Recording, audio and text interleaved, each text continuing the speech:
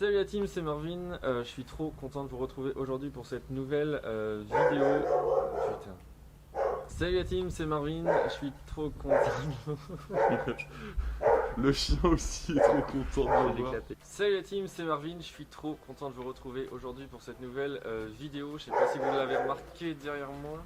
J'ai niqué ce chien. Salut la team, c'est Marvin. Je suis trop content de vous retrouver aujourd'hui pour cette nouvelle vidéo. Alors pour les plus assidus d'entre vous, vous remarquerez que je suis sur mon dernier projet que j'ai sorti en vidéo accélérée il y a à peu près une semaine de ça, et la vidéo a grave cartonné puisqu'on est à plus de 400 000 vues à l'heure d'aujourd'hui, et il y a eu aussi beaucoup de questions en commentaire, et j'ai décidé de vous faire un petit garden tour pour vous expliquer tout ce projet là. Donc ce que je vous conseille, c'est de vous installer bien confortablement, de prendre un petit papier si vous voulez noter toutes les informations, et on se retrouve juste après un petit générique. C'est parti.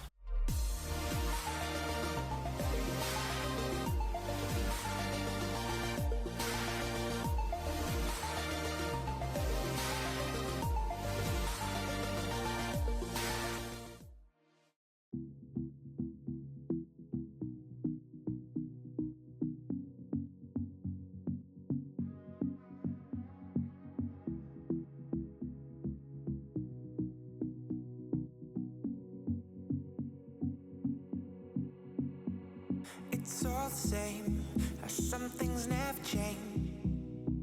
I couldn't stop and say enough. It's all the same, you won't take the blame, even when you are blowing up. Oh my, you're my broken love. Nobody's gonna save. Bon voilà, alors avant de commencer ce garden tour vraiment et de rentrer dans les détails, je tenais juste à préciser deux trois petites choses. Là nous sommes en juin, enfin tout juste en juin 2020. Ce chantier a été réalisé en février 2019, donc ça fait un petit peu plus d'un an qu'il a été réalisé. Je le précise simplement parce que voilà, aujourd'hui on voit que l'évolution des plantes, par rapport à la vidéo initiale, bah forcément elles ont quand même bien poussé, et ça c'est plutôt top. D'ailleurs j'en profite pour vous dire, si vous n'avez toujours pas vu la vidéo en question, je vous la mets juste ici en haut à gauche, et je mettrai aussi le lien dans la description, comme ça vous pourrez aller voir la vidéo. D'ailleurs je vous conseille d'aller la voir avant de visionner ce garden tour. Voilà, là je me trouve vraiment en plein milieu de ce projet. On a toute la partie avant. En fait, la particularité de ce projet, ce qui a été le plus je dirais difficile à faire, c'est qu'on est entouré de béton, on est entouré de murs, et ça manquait vraiment de végétation. Après c'est pareil, on est devant une entrée de maison. Il y a eu beaucoup de personnes dans les commentaires qui m'ont dit que c'était trop béton.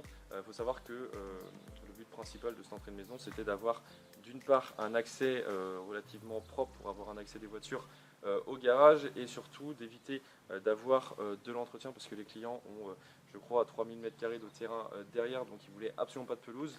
Voilà, je le précise parce que dans les commentaires il y a souvent j'aurais mis de la pelouse, j'aurais mis ici. Là il faut savoir que déjà c'est le client, j'ai fait le chantier un peu par rapport aux attentes du client. Donc voilà, il faut être compréhensif parce que parfois c'est vrai qu'on a tendance à juger par rapport à nos goûts, mais là il faut savoir que c'est ni pour moi, et le but c'était de faire quelque chose de clean et de propre qui plaise aux clients.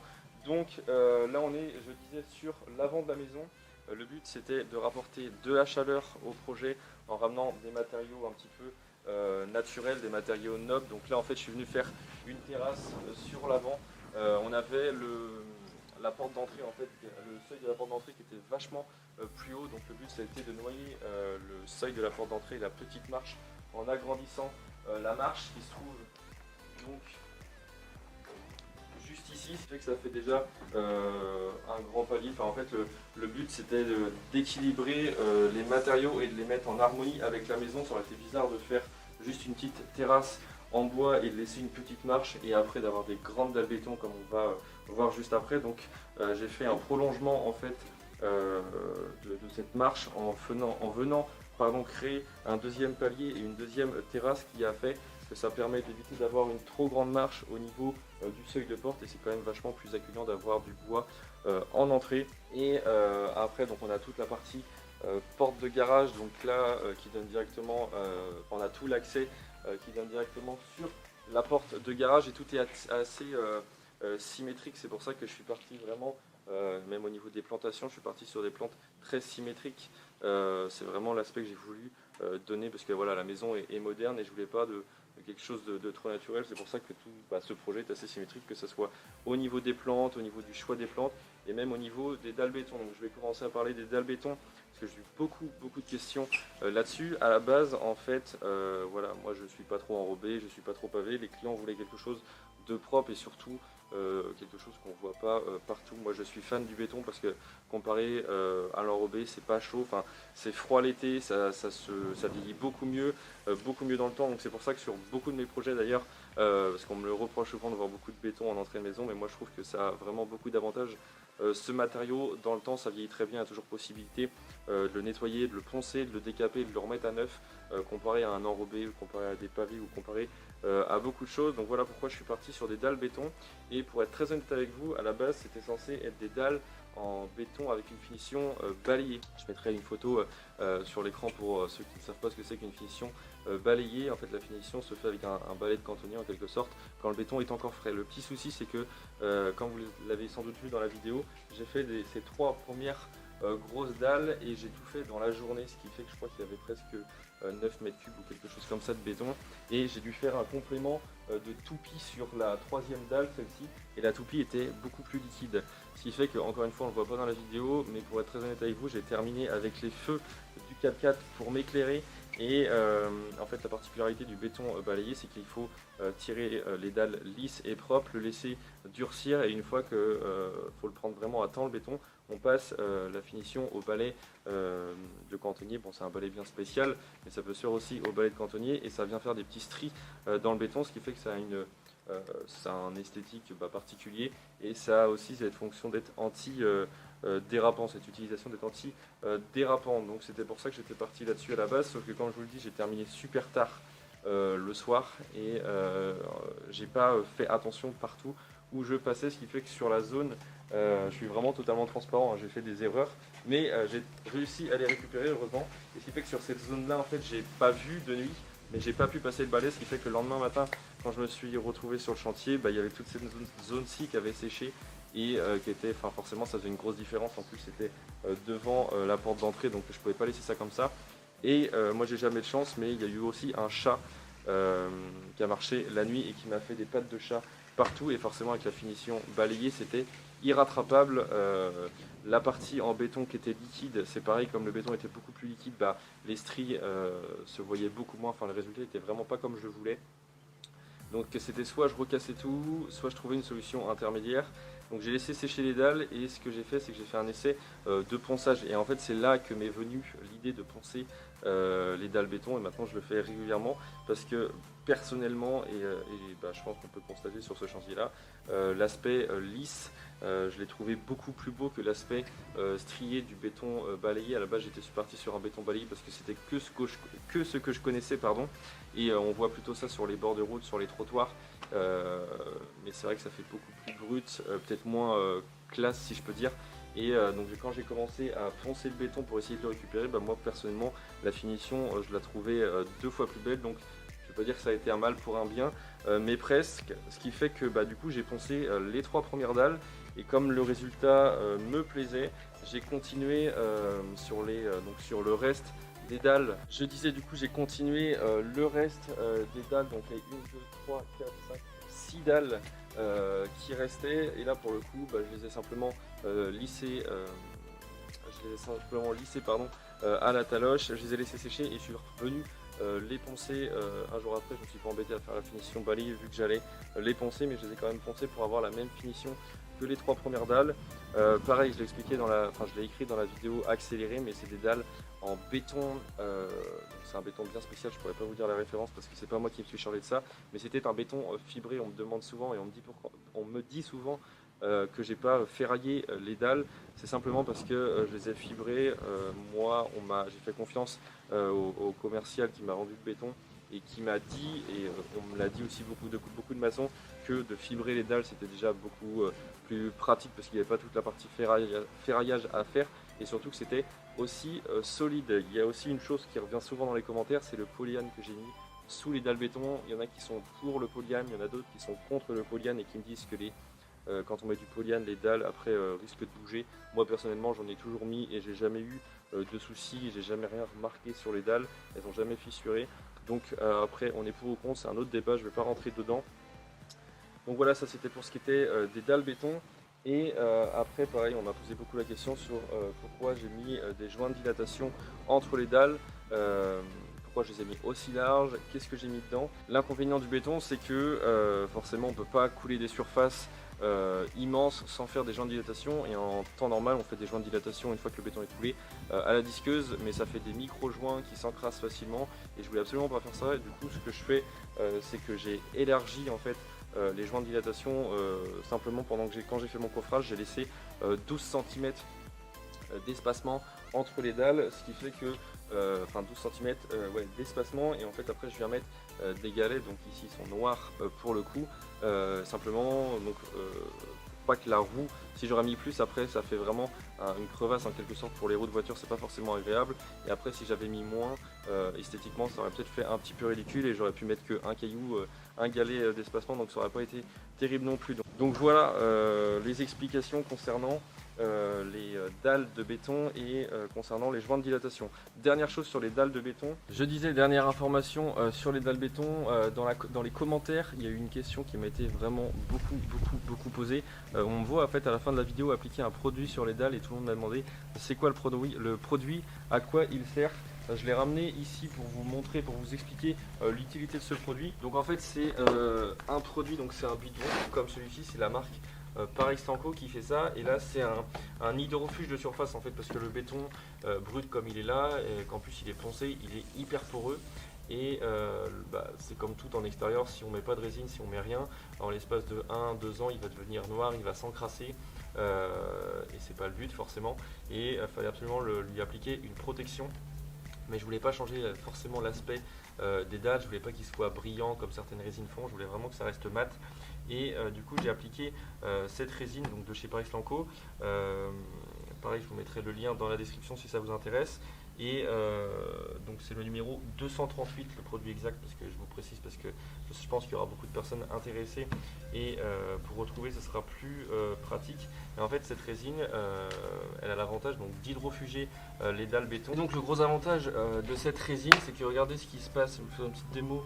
Quand il pleut, et l'eau elle pénètre pas du tout dans le béton, je trouve ça hyper satisfaisant. En fait elle va venir après couler naturellement dans les rigoles, enfin dans les joints de dilatation qui sont justement prévus aussi à cet effet. Et en fait l'avantage c'est que voilà, l'eau elle est vraiment, elle rentre pas du tout, elle pénètre pas du tout dans le béton, ce qui fait que pour l'entretien en fait courant, pour la durée dans le temps du béton, ça évite que la mousse vienne s'incruster dans le béton, ça évite que le béton noircisse.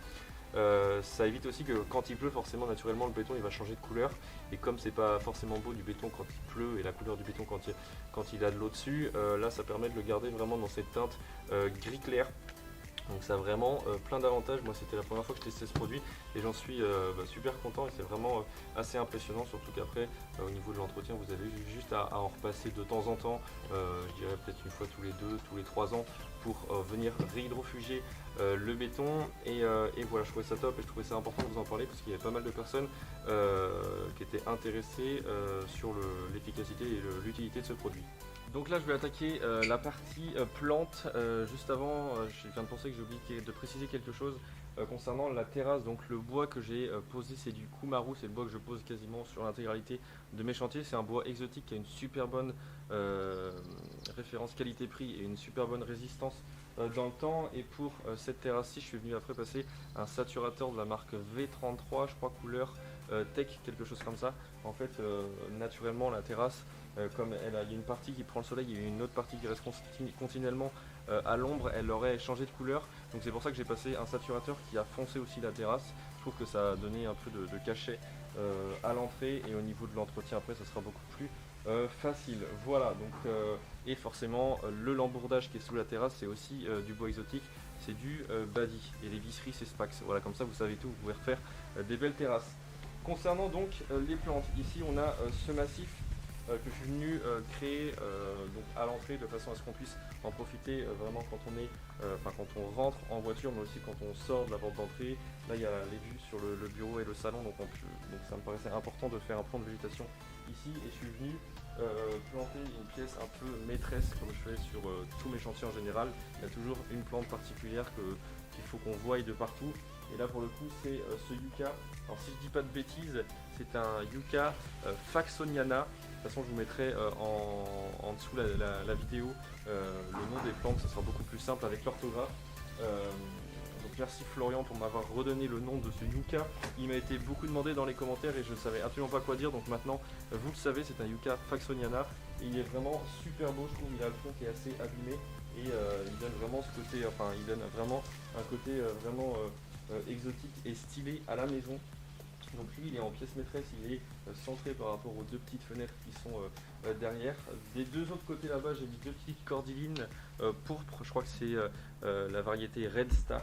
Alors ça c'est des cordylines qui résistent, alors il y a la cordyline australis qui est verte qui résiste très très bien par chez nous, et il y a la cordyline donc pourpre qui résiste un peu moins bien. C'est pour ça que quand j'en mets j'ai tendance à les mettre proches des murs de façon à ce qu'elles aient le maximum de chances de perdurer. Bon là on est quand même sur du -5, -8, -10. Après en plus quand elles sont plantées très jeunes, elles ont forcément plus de chances de bien s'implanter, de bien résister. Pour l'instant j'ai jamais eu de perte sur tous mes chantiers où j'en ai mis.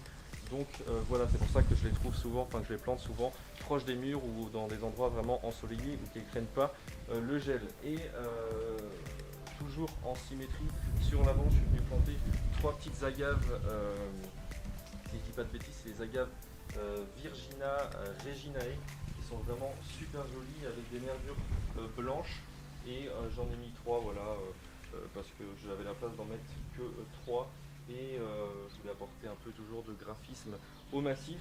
Donc voilà pour ce massif là, et comme vous le remarquerez surtout, la plupart de mes chantiers d'ailleurs, j'utilise souvent des galets naturels variés, parce que je trouve que c'est celui qui est le plus naturel. De toute façon il y a toutes les couleurs, toutes les formes, toutes les tailles, et c'est ce qui apporte le plus de charme, plus que des galets noirs ou des galets blancs ou des galets de couleur, peu importe. Je trouve que déjà le galet c'est beaucoup plus joli parce qu'il a cette forme naturelle comparé au gravier. Le gravier c'est concassé, donc forcément c'est beaucoup moins naturel. Et comme j'essaye toujours de donner un aspect le plus naturel quand même possible, même si ça reste très moderne, j'essaye toujours de donner cette touche naturelle en prenant des matériaux donc qui sont arrondis, qui ont une forme naturelle et une couleur naturelle. Je trouve que ça fait la différence. Donc voilà, ça c'était pour les galets. Après pour les galets j'en reviens qui sont entre les joints de dilatation. Je suis parti sur des galets noirs simplement pour apporter ce côté un petit peu moderne, et de toute façon ici c'est une zone inerte donc il n'y avait pas forcément besoin qu'il y ait ce côté naturel, si je peux dire. Après là on va aller sur la partie qui va être relativement rapide. Vous le voyez derrière moi, il n'y a que des Phornium Tenax vertes, pareil, c'est une plante qui m'a été beaucoup demandée dans les commentaires. Je l'ai choisi simplement parce que je la trouve super graphique. Je voulais pas des plantes qui soient déjà je voulais pas des plantes qui fassent des feuilles. Là vous allez me dire il y a des feuilles, mais c'est des grandes feuilles. Je voulais pas des plantes qui fassent des petites feuilles simplement pour pas venir encrasser les massifs, parce que les petites feuilles forcément ça vient toujours se loger dans les galets et tout, c'est pas du tout pratique en entretien. Et surtout qu'il y en a quand même pas mal, et l'avantage du Phornium c'est que voilà, quand il y a des feuilles sèches ou abîmées, il y a juste à les couper au cutter à la base, ça se ramasse facilement. Donc d'une c'est pratique, de deux ça pousse très bien. Là on avait l'inconvénient qu'il y avait toute la fondation du mur, donc il n'y avait pas beaucoup de terre, et comme vous le voyez ça ne les a pas forcément empêchés de pousser en un an parce qu'ils sont déjà devenus énormes. Ça s'entretient relativement bien dans le temps. Et voilà, après il y en a beaucoup qui m'ont dit ça devient imposant. Moi je trouve que celui qui devient le plus imposant c'est le Phornium Tenax variegata qui est panaché. Moi le vert pour en avoir chez moi il devient imposant, mais loin de devenir énorme, et c'est surtout qu'il reste maîtrisable. Donc voilà, je suis venu en mettre tout le long sans forcément casser avec une autre espèce, parce qu'encore une fois je voulais garder ce côté linéaire. Et pour finir sur le sujet des plantes, il y a juste en entrée, donc là on arrive vers la porte du garage. En fait je voulais apporter quelque chose de, déjà bon voilà, il y a tous ces murs, il y a les deux appliques de chaque côté du garage, et donc ça serait cool d'avoir encore une fois ce côté symétrique et d'avoir deux belles plantes qui seraient mises en valeur dès qu'on rentre en voiture. Et le problème c'est qu'entre temps j'avais coulé la dalle béton. Vous allez comprendre pourquoi je suis j'en viens à ça, ce qui fait que je suis venu encore une fois remettre une petite cordine pour la variété Red Star, la même que celle qui est là-bas.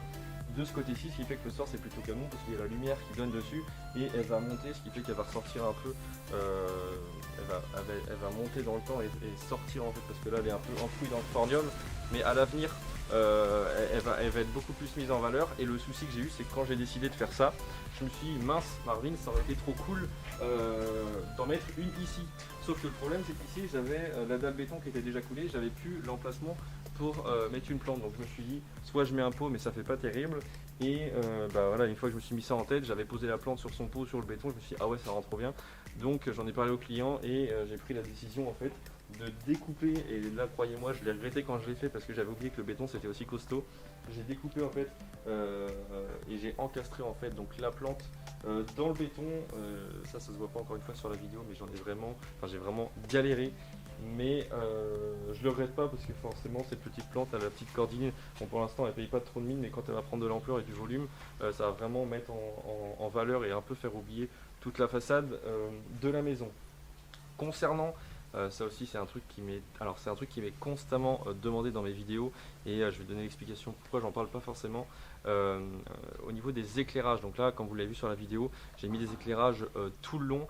Si j'en parle pas, c'est simplement que depuis quelques temps j'ai découvert une marque qui s'appelle Light My Place, et en fait c'est un système Easy Connect qui est juste révolutionnaire. Je trouve ça trop bien ce principe d'éclairage, donc j'ai pas forcément envie de vous faire de la pub pour un système d'éclairage comme celui-ci, alors que je vais vous parler très prochainement dans mes prochaines vidéos d'un nouveau système d'éclairage. Voilà, je voudrais pas que vous fassiez l'achat de ce genre de spot si dans ma prochaine vidéo je vous présente un produit qui est encore plus qualitatif et beaucoup mieux. Donc voilà pourquoi je vous parle pas de l'éclairage. Donc ça y est, je pense que j'ai fait le tour de ce garden tour. J'espère que ça vous a plu. Encore une fois, si vous n'avez pas vu la vidéo, n'hésitez pas à aller la voir, vraiment c'est cool. N'hésitez pas à me dire ce que vous en avez pensé dans les commentaires. Si vous avez d'autres questions, j'essaierai d'y répondre dans les commentaires. N'hésitez pas à liker et partager cette vidéo. Comme d'habitude je la rabâche, mais ça coûte pas cher, ça fait plaisir et c'est vraiment super utile pour moi. Et nous on se retrouve très bientôt pour une prochaine vidéo, donc je vous embrasse, je vous dis à très bientôt, ciao. So same, you won't take the blame, even